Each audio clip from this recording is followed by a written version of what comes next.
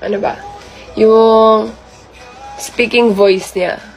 At saka yung eyes niya, yung kilay, ganon.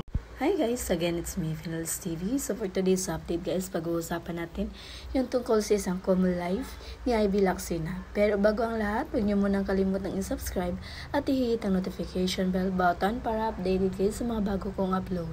So ayun nga guys, sa isang common live, may sinagot na tanong si Ivy Lacsina kung ano daw yung isa sa mga nagustuhan niya kay Boss D.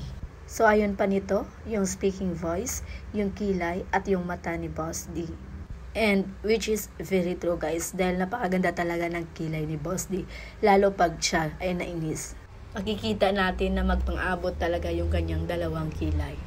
At ito pa guys, isa din pala sa mga katangiang physical ni Boss D na sobrang nagustuhan ng mga netizens ay yung kanyang buhok at dawi siya kumilos. Should ni Dina, ang pinaka nagustuhan ko is yung pagiging generous niya.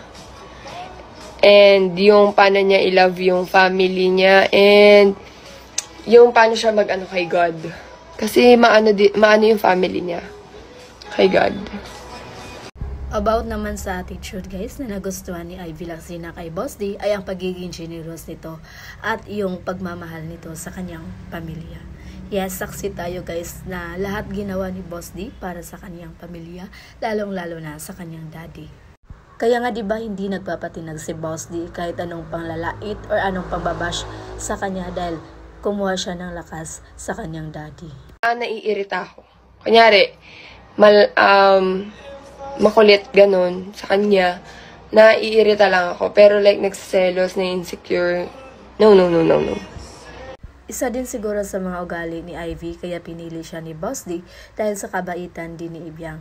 Gaya nga ng sabi nito na nainis lang siya pag kinukulit pero hindi siya nagsiselos or nai-insecure.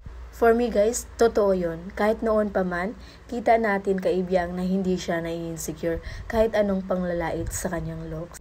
Pero hindi nagbago si Ivy. Hindi siya nag-iinarte kahit pasabihin ang swerte niya dahil pinili siya over other girls ni Boss D. Sobrang down to earth niya pa rin hanggang ngayon. At ito yung napansin ko lately guys, na hindi na ganun kadami ang kanyang mga bashers. May mga ilan na bashers na naging supporters niya na din.